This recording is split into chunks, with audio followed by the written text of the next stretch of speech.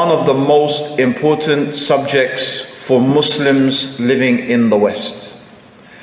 And that is the subject of da'wah. And when I say da'wah, I very specifically mean da'wah to non-Muslims. I believe this is something that we Muslims have neglected and we are neglecting, and because we've neglected it and because we continue to neglect it, this is one of the major reasons that we find ourselves in the situation and that we find ourselves with the challenges and the problems that we have today.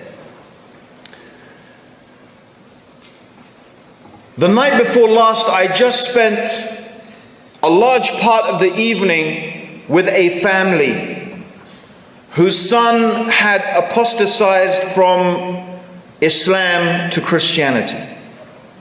This was a boy who was praying 5 times a day.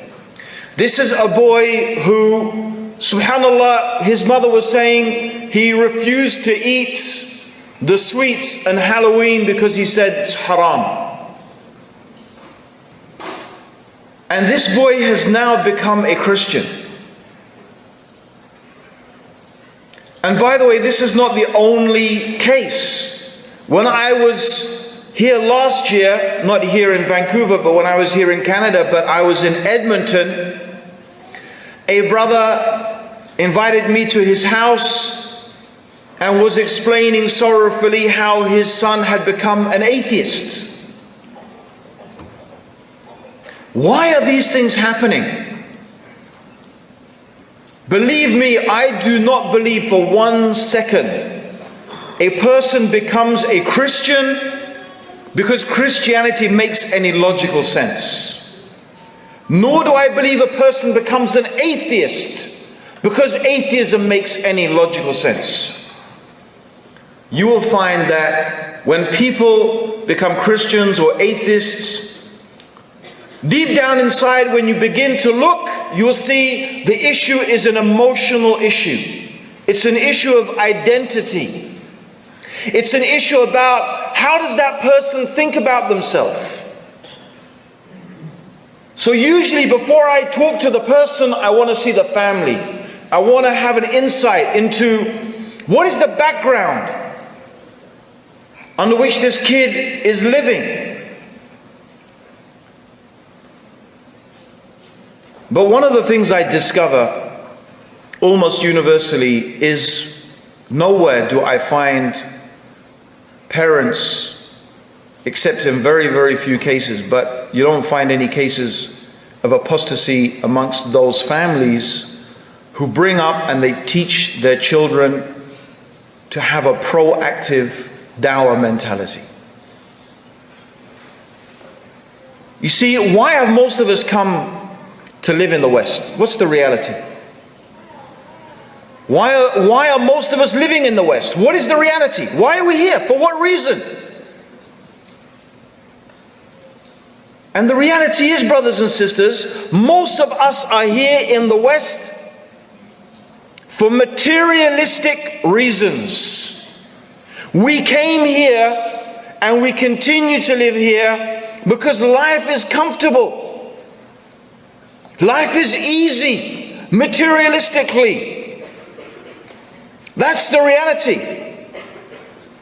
But you know, the strange thing is, if any one of you was to go to Uganda or Rwanda or Burundi, for example, or Congo. I'm just mentioning those places because I went, well, I didn't go to Congo, but I went to Uganda, Rwanda, and Burundi relatively recently.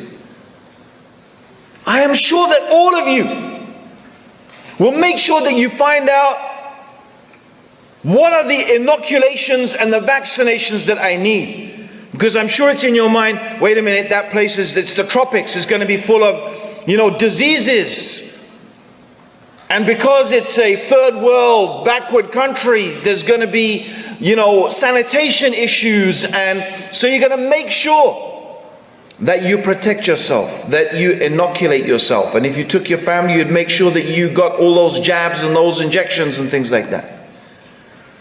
But I wonder how many of you, when you came to Canada, you thought about inoculating yourself.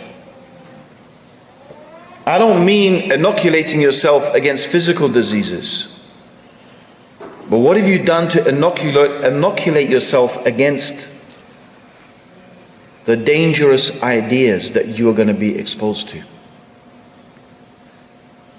I wonder how many of you here today, if I sat down with you, could give me a convincing and solid explanation about how do we know that God exists. How many of you could refute basic, simple arguments of atheists? How many of you could deal with some basic ideas that a Christian missionary would put forward to you or your children? How many of you are able to articulate a case against or explain to your children what is Islam's position on the theory of evolution, for example? Because these are all ideas that your children, by going to school, are going to be exposed to every day. Or how about the idea, or the predominant idea, of secularism, that you should separate religion from your everyday life?